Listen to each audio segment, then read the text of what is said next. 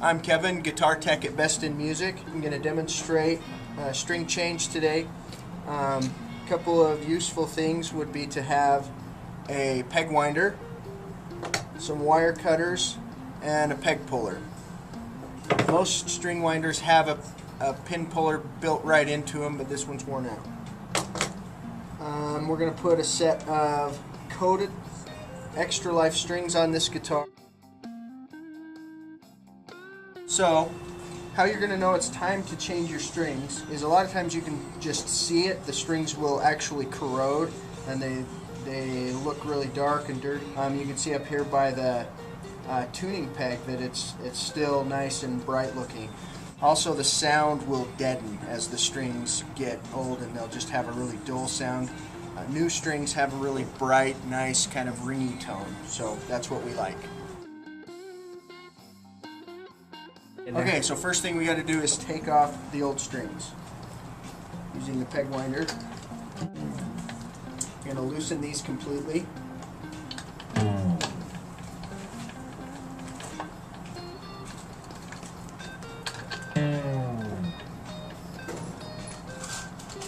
What I'm also doing is aligning the hole in the peg where the string comes through, so it makes it a little easier when I'm putting the new strings on.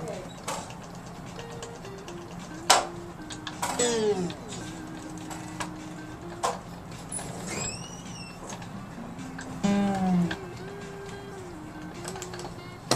once those are completely loose, it's easy to just grab the string and unwind it from the peg. So after the strings are removed from the tuning pegs, I'm going to use the peg puller to remove the strings from the bridge end. The slot in the end of the pin puller slips right over the head of the pin and pulls it straight out, and then the string with the ball end can come. I should put on this guitar.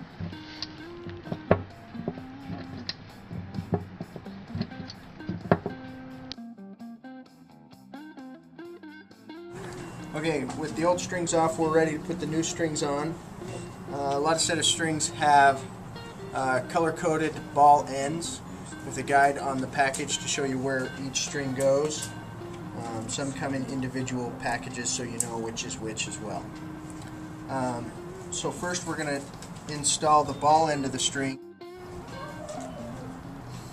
It's easy to let the ball end of the string get caught underneath the bridge pin like that.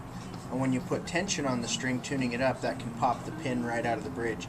So what happens is you hold the string in place and slip the bridge pin in so it's inside the guitar like that.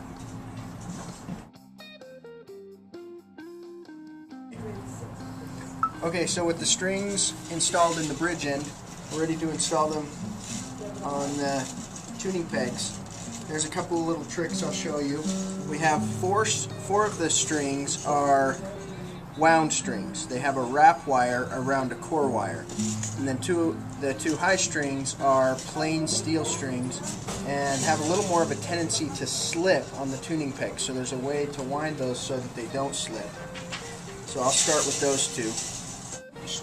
Straight through the hole in the tuning key and get enough of the string in this hand so that I have 3 or 4 wraps around the peg.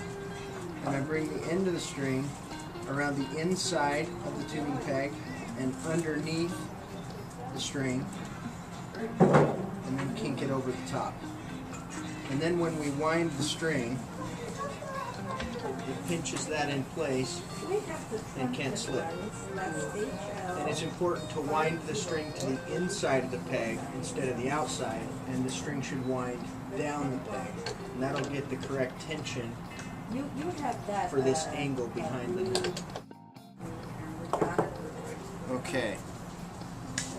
Now when I'm dealing with the wound strings, it's a little different. That wrap wire actually works pretty well to grip the tuning key.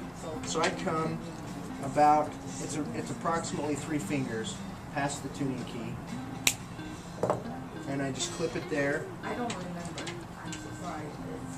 Give it just shy of about an 1/8 inch or a little bit less. Well, next year, do it earlier.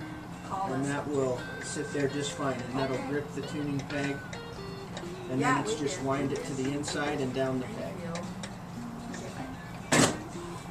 And on these wound strings, you don't need as much wrap around the tuning peg. 2 or 3 winds is just fine. And I always work from the top of the head back. It's easier so that the other strings aren't in your way working this way. Okay, so with the new strings on and tuned up, it's ready to be played. For other videos and information, subscribe to our YouTube video or visit bestinmusiconline.com.